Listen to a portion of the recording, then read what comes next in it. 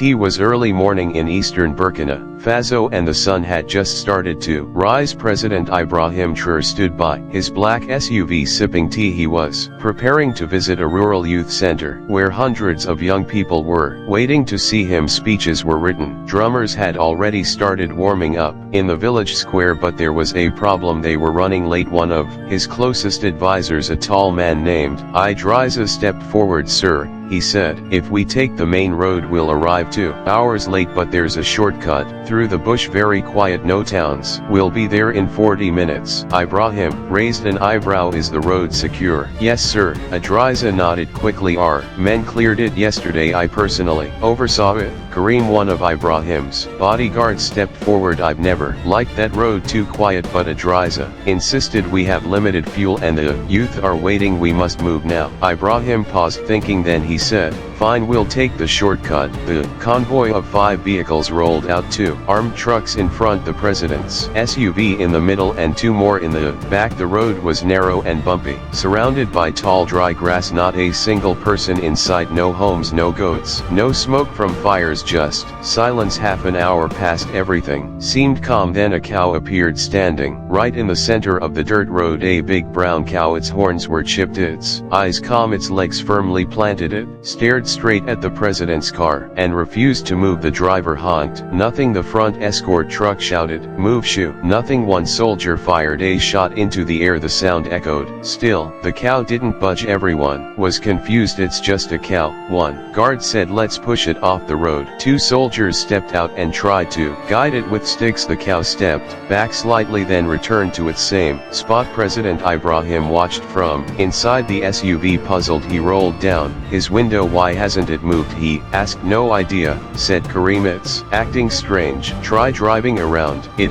Idrissa said quickly. "We're wasting time." The driver prepared to steer slightly off-road, but something in Ibrahim's heart felt heavy. He looked again at the cow. It wasn't scared, it wasn't running, it just stood there, blocking the exact center of the road. Then he said something that surprised everyone. "Stop the car." The driver obeyed. "Send a man to check under the cow, sir," Idrissa said nervously. "It's just a cow." I said, "Check the ground." 2 guards approached carefully. One leaned forward, studying the dirt under the cow's front legs. Suddenly he jumped back. "Sir, there's something here." The convoy froze. Everyone rushed to look. Half buried in the ground, just inches beneath the cow, was a thin metal wire barely visible. The soldier followed the wire with his hand and gasped. It led to a mine, a real landmine. Karim called out, panicked, "Sir, we've got explosives." "Not one." 3 mines hidden together. Gasps, shouting, radio calls. The road had been prepared for a kill, and that cow, it had stopped them just in time. President Ibrahim stepped out. Slowly he looked at the cow, then at the ground, then at Idrissa, and for the first time he saw fear in his advisor's eyes. The road was silent but not peaceful. Soldiers surrounded the area. Guns were drawn. Radios buzzed with voices. The discovery of 3 landmines buried under the dirt had changed everything, and yet the cow still stood there, calm, still watching. President Ibrahim Traoré stepped forward, eyes fixed on the spot where the wire poked through the soil. He didn't speak, he didn't blink. His mind was racing. "We cleared this road yesterday," he said, finally turning to Idrissa, his advisor. "Yes sir," Idrissa said quickly, sweat already forming on his forehead. "Our security team swept it. There were no signs of any danger." Karim, the head bodyguard, knelt beside the wire. "This was planted recently," he said, "very recently. See this?" He pointed at a fresh boot print next to the mine. "The ground is still soft. This wasn't here yesterday morning." Ibrahim narrowed his eyes. "Someone knew we'd take this road." Idrissa spoke again. "Sir, maybe the enemy just planted them, hoping anyone would pass by." But Ibrahim didn't answer. He was watching Idrissa's hands, his nervous twitching, his eyes darting, and something else hit him. Idrissa had pushed hard for this road, too hard. "We were supposed to go through Kudigo," Ibrahim said slowly. "Why did you insist on this shortcut again?" I just thought we'd save time," Idrissa stammered. "You said we were late." Karim stood up, his hand on his weapon. "Now, but this road isn't even on the official travel list, and you claim to oversee the clearance personally, didn't you?" Idrissa's throat moved as he swallowed hard. "Yes, I did seek the commander of security operations. Arrived on a motorbike with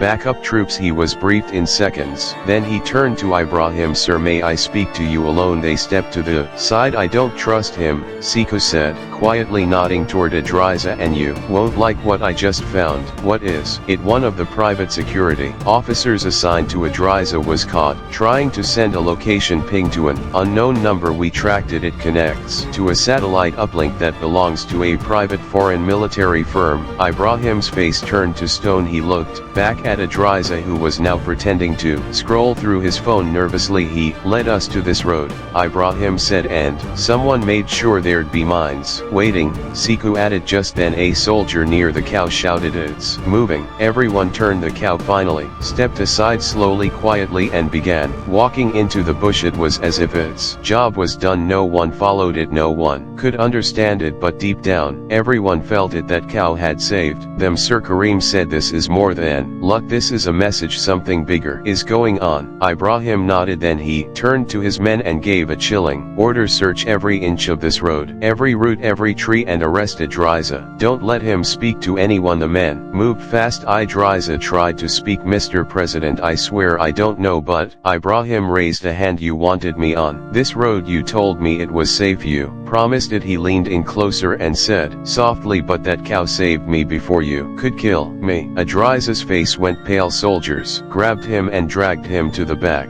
vehicle. The president turned to his men. "We're not going to the youth center today. We're going to the truth. Someone planned my death, and this was just the beginning." The convoy didn't move forward that day. Instead, it reversed slowly, carefully, under full military escort. Mines were marked. Drones were sent overhead, and back at the palace a dark cloud hung over every room. President Ibrahim Traoré didn't say much on the ride back. He sat in silence, looking out the window, replaying every detail. A trusted advisor had just been arrested. A cow had stopped his car. A hidden landmine waited beneath his wheels. It was no longer just a coincidence. It was a message back at the intelligence headquarters. Adriza sat in a cold room, hand-scuffed, sweat pouring from his temples. Commander Sekou stood across the table. "We traced your phone," Sekou said. "You deleted your GPS history, but our system recovered it." He placed printed papers in front of Adriza. "2 days ago you stopped near the exact spot where the mine was found. What were you doing there?" Adriza shook his head. "I was just checking the route alone. With no security, I needed fresh air." Sekou slammed his fist on the table. "Stop lying." Adriza flinched. "Who paid you? Who told you to guide the president down that road?" Adriza said nothing. Sekou stared at him, then gave a cold smile. "Fine, let me show you something." He turned on a screen. A video played grainy footage from a hidden camera set up by villagers near a telecom mast. It showed Adriza at night speaking to a man in military boots. The man wore a cap low over his eyes and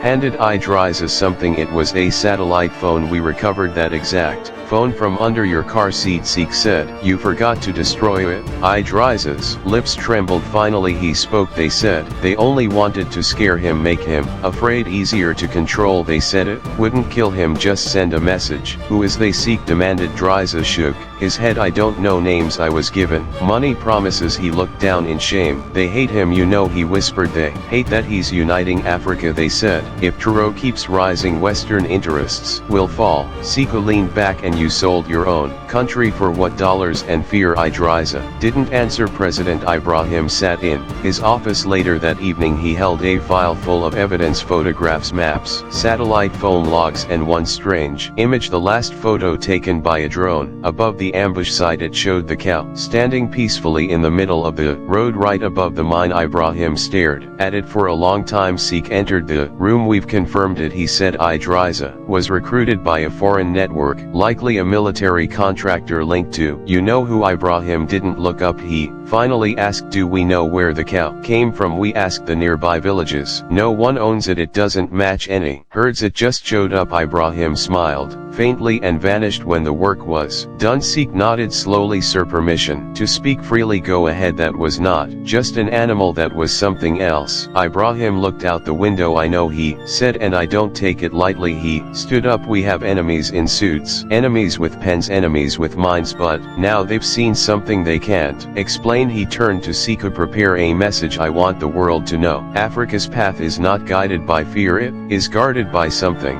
greater, even if that something has 4 legs and horns. Ibrahim smiled even then. 2 days had passed since the landmine was discovered across Burkina Faso. Whispers were growing. Did a cow really stop the president's death? Was it luck, or something divine? Who planted the bomb, and how deep does the betrayal go? President Ibrahim Traoré now back in the capital moved quietly through the palace halls. He had ordered no press conferences, no statements. His silence was not fear, it was strategy, because something didn't add up. If Adrisa was the leak who helped him from the inside, mines like those weren't buried without exact GPS. Someone had provided detailed timing and coordinates, someone who knew exactly when and where the president would pass. Traoré called a secret meeting with Commander Seek, his cyber surveillance chief, and 2 trusted military officers. I want every palace device scanned, he said, every phone, every radio, every signal, every staff record. We missed something. They worked overnight. By morning the truth hit like a bomb. A tablet belonging to one of the security camera supervisors had strange hidden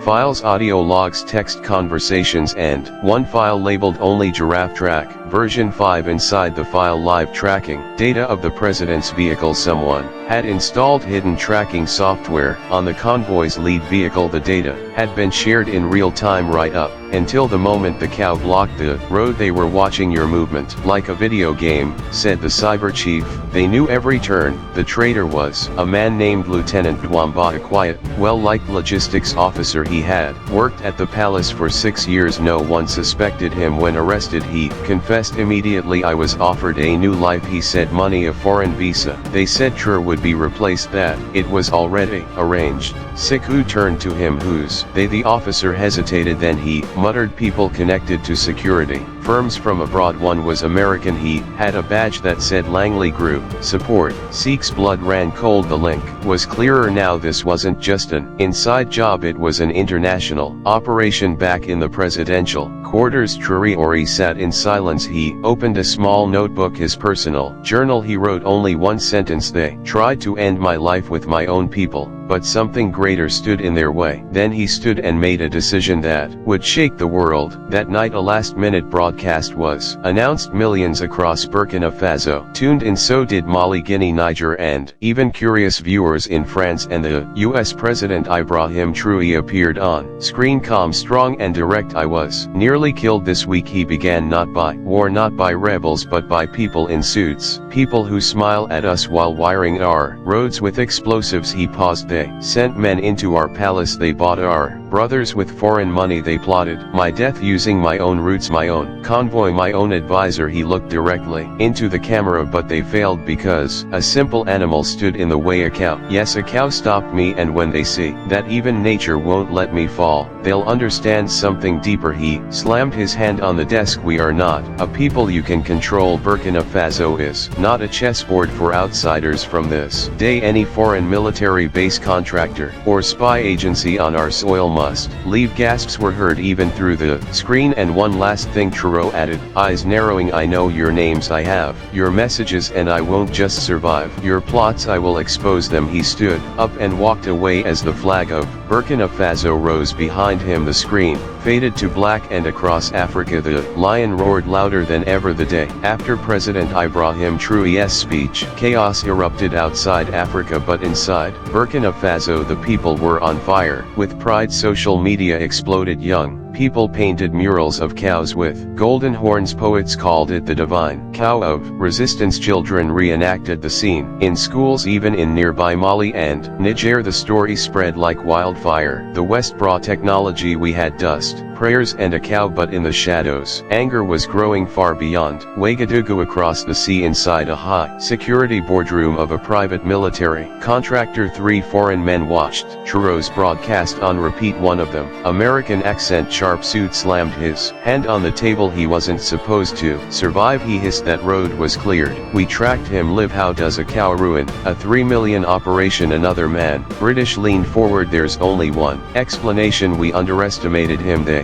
pulled out new plans, this time no landmines, they wanted something quieter, more final. Back in Burkina Faso, President Traoré was working in silence. He had not slept more than 4 hours in days. He studied enemy patterns, he reviewed every name, every message, every security weakness, and most importantly, he waited because he knew they'd try again. He even said it to Siku the cow. Bought us time, but it didn't stop the storm. Now we must strike before they do. Meanwhile, in the city of Bobo-Dioulasso, a young cattle herder arrived at a local mosque with a strange story. He told the imam that one of his cows had disappeared for 2 days, then returned with a patch of burned hair on its leg and red paint on its horns. I think, he whispered, it was the one from the president's road. Word spread. Traoré heard the report and ordered the cow to be quietly brought to the palace under full guard, not to worship it, not to parade it, to study it. The lab results came in the next day, and what they found was shocking: traces of human blood, tiny drops, old, dried, but human and not from the cow itself. Someone had bled near the cow or on it, or tried to harm it. Was the cow attacked before the convoy came? Had someone tried to move it and failed? Seek brought new intel from his sources. Sir, we've uncovered chatter. They're planning to enter again, not with mines, not with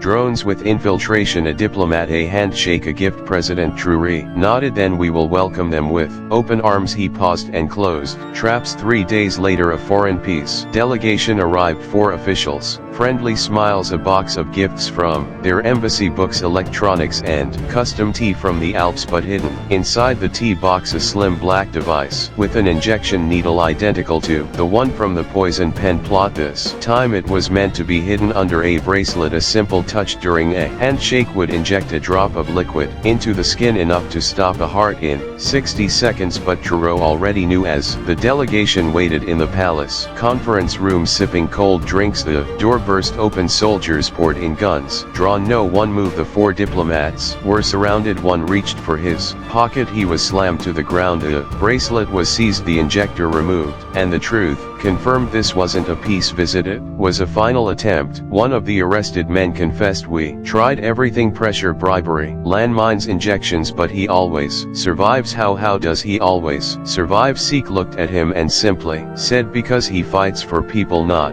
power, and sometimes even animals fight with him. President Ibrahim stood again before his nation. That night they called us weak, but the weak do not survive this many attacks. The weak do not expose betrayal. The weak do not make history with cows and children. Today we didn't just survive another plot, we buried the idea that Africa cannot protect its own. The sun was setting over Ouagadougou. A soft orange glow spread across the city, casting long shadows over the presidential palace. Inside, President Ibrahim Traoré stood alone in his private garden, eyes fixed on the horizon. Behind him the nation buzzed with pride. The attempted assassins had been exposed. The people were awake, his enemies silent. But Ibrahim knew this wasn't truly over, because power always invites more enemies. His phone buzzed. A message from Siku, the interrogated diplomat has confessed. There are others hiding in embassies, in charities, even in private schools waiting. Ibrahim stared at the screen, then locked the phone. He turned to face the giant cow statue that had just been unveiled in the garden, built by young welders using scraps of metal from retired army vehicles. On its base a plaque read, it stood when the world wanted him to fall. The next day, President Traoré held a private meeting. Only 5 people were in the room: Sheikh Karim, his intelligence chief, and 2 spiritual leaders. What we face is no longer physical, Ibrahim began. It's psychological. It's a war of pressure, bribes, fear, and infiltration. One of the imams nodded. That cow, sir, it didn't just block a mine, it revealed the snakes hiding in your palace. Karim added, the people trust you more than ever, but the enemies aren't done and we need to prepare. So Ibrahim revealed his plan. He called it Operation Mirror. It was simple: every foreign friend would be watched, every palace staff member would be rotated and screened, and any attack, whether by hand or handshake, would be met with a story told to the people loudly. No more silence, no more hiding corruption. Every betrayal would be exposed publicly. Weeks passed, no new attempts, but the world began to notice. Burkina Faso's leadership became harder to manipulate. Money stopped working. Threats were laughed at. Western